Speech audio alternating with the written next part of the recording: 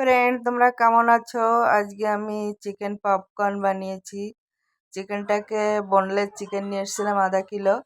ছোট ছোট করে কেটে ওকে গোলমরিচ, কালো নুন আর লেবুর রস দিয়ে ম্যারিনেট করে রেখেছিলাম প্রায় 1 ঘন্টার মতো।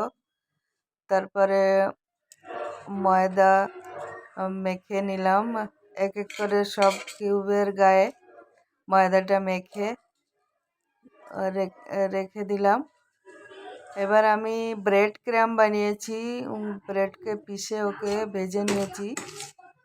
তো ব্রেড ক্রাম্ব দিয়েই বানাবো। তো এবার কিউবগুলো আমি এক এক করে ডিমের ভিতরে দেব। তার আগে আমি 2টো ডিম নিয়েছি।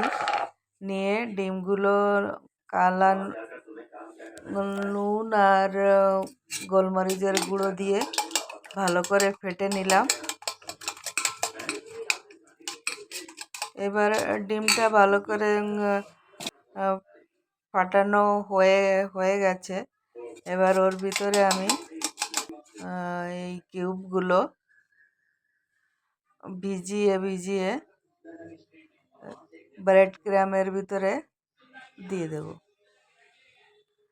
এভাবে এক এক করে সবগুলো ব্রেড ক্রাম্বে মেখে নেব। কয়েক পিস এভাবে মেখে নিয়ে তারপরে ভাজবো ওকে। প্রথমে কয়েক পিস মেখে নিলাম। ডিম না দিয়েও ময়দা গুলে ময়দার ভিতরেও এই কোটটা করে নিতে পারো, মেখে নিতে পারো। তারপরে ব্রেড ক্রাম্ব দিয়ে কোটটা করে নিতে পারো। আমার কাছে ডিম ছিল, তো ডিম দিয়ে করে নিলাম আমি। এবার এইগুলো দেখো, আমি কড়াতে তেল দিয়ে দিয়েছি। তেলটা গরম হয়ে গেছে। এবার এগুলো এক এক করে আমি তেলের ভিতরে ছেড়ে দেব। আঁচটা খুব কম আঁচে বানাতে হবে, মানে বাড়ালে তো পুড়ে যাবে, ভিতরেরটা নরম থেকে যাবে, হবে না। তো কম করে দিয়ে তেলটা একটু গরম করে নিয়ে তারপরে আঁচটা কম করে ধীরে ধীরে ভাজতে হবে। দেখো গোল্ডেন কালার এসে গেছে। এবার আমি ওকে উল্টিয়ে দেব।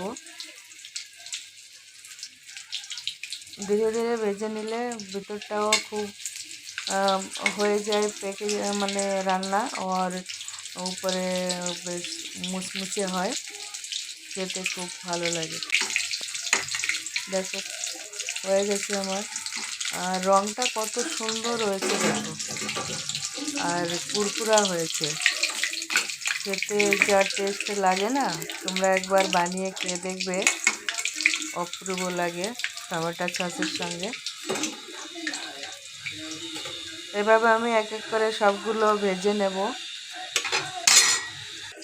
তোমরাও এভাবে বানিয়ে খেয়ে দেখবে, খুব ভালো লাগে, বিকালে চায়ের সঙ্গে জমে যাবে। দেখো ভিতরটা কত সুন্দর নরম আর উপরে কুরকুরে মুচমুচে। ঠিক আছে, তোমরা সবাই ভালো থেকো, সুস্থ থেকো, বাই।